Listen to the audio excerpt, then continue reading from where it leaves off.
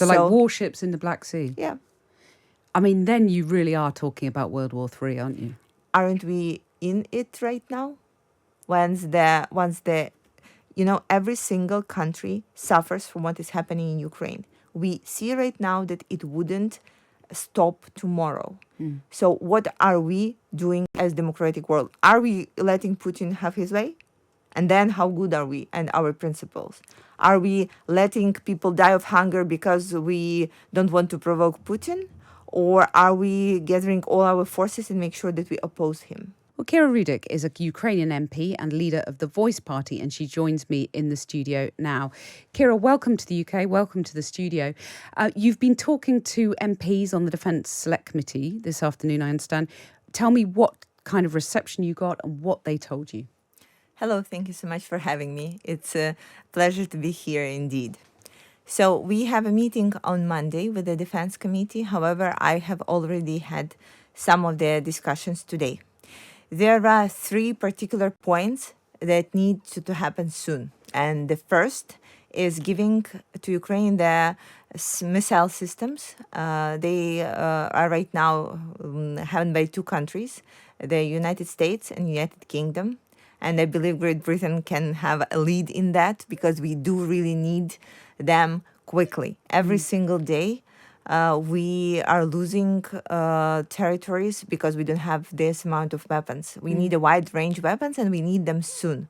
So I'm encouraging and calling for the United Kingdom to provide them to us. I know that the government is right now on the edge of giving them to us. So if there is a slight nudge needed, I'm here to make it. When you say on the edge, what do you think is holding the government back? What sense do you get of that?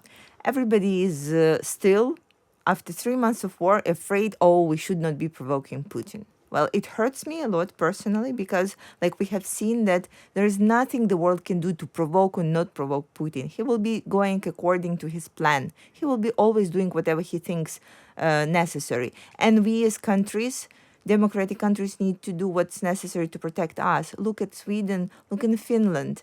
They were trying not to provoke Putin for some time, and now they decided, okay, we are going to join NATO. This is our chance, this is our goal, this is our path.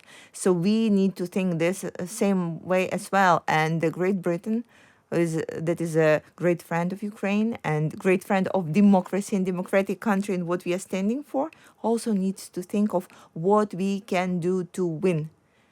Because we are putting our lives on stake, and what we need is weapons. So you said it, the argument that we shouldn't provoke Putin hurt you personally. I wondered then what you made of the former US Secretary of State, Henry Kissinger, saying this week that it's important not to humiliate Russia because that could have disastrous consequences for European security. How did you respond to that?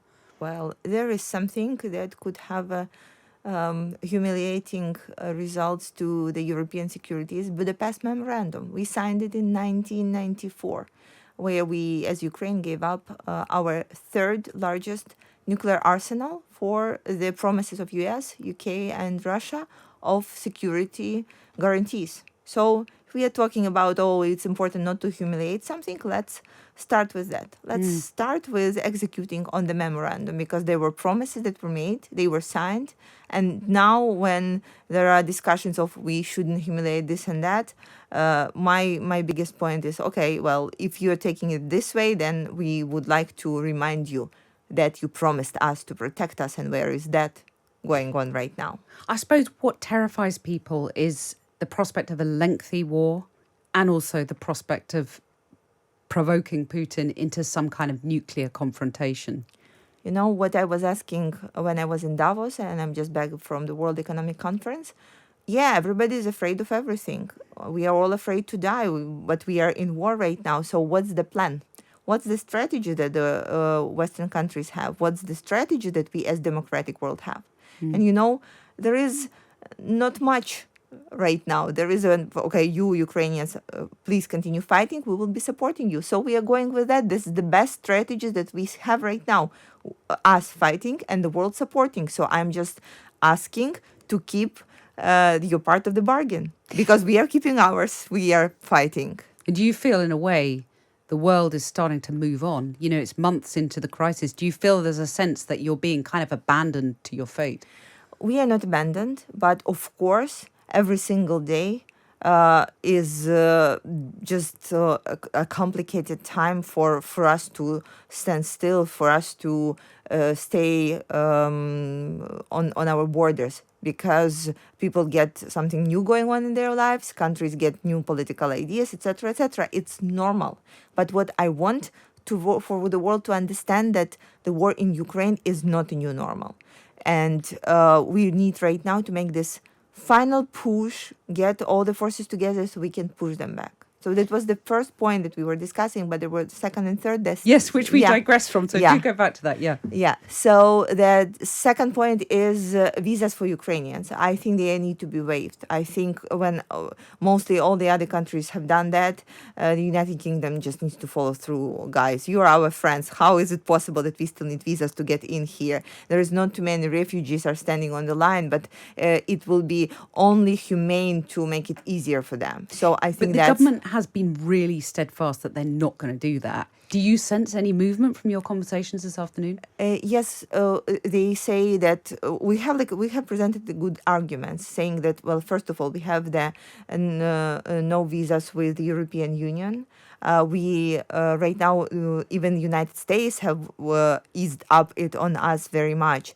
So what are you afraid of? There is no such like a huge amount of people like piling and waiting to get into UK. But those who do, they are really, they really do need it. Like, why not to give them? There will be no downside of that, really no downside.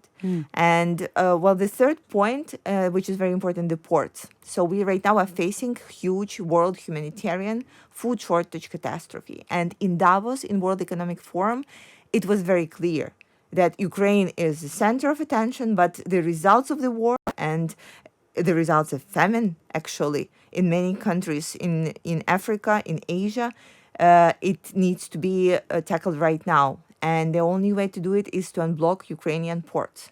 And of course, somebody is saying, okay, let's agree with Russia. On that, there is no agreement with Russia. We know that they wouldn't do that. Look how the agreements with them on gas work. So what do you do instead? So we need to pressure them and have the political pressure to unblock the ports. Probably getting some military presence in the Black Sea. We have seen that worked before. So like warships in the Black Sea? Yeah. I mean, then you really are talking about World War III, aren't you? Aren't we in it right now? Once the every single country suffers from what is happening in Ukraine. We see right now that it wouldn't stop tomorrow. So what are we doing as democratic world? Are we letting Putin have his way? And then how good are we and our principles? Are we letting people die of hunger because we don't want to provoke Putin? Or are we gathering all our forces and make sure that we oppose him? Final thought, you've mentioned several times fear and, what the world being fearful of Putin. There is a lot of fear about the situation that is unfolding. What would you say to that? How to conquer that fear? The way that my country is conquering it. The war is the worst thing that could happen to a country, the worst thing that could happen to people. But once it happens to you, what do? You don't close your hands and then just give up. You stand up and fight. And this is what we are doing. And this is the only way to fight fear, to fight it. Kira Rudik, thank you very much for coming to the studio, and good luck with your conversations with MPs here and beyond. Kira Rudik there, Ukrainian MP and leader of the Voice Party.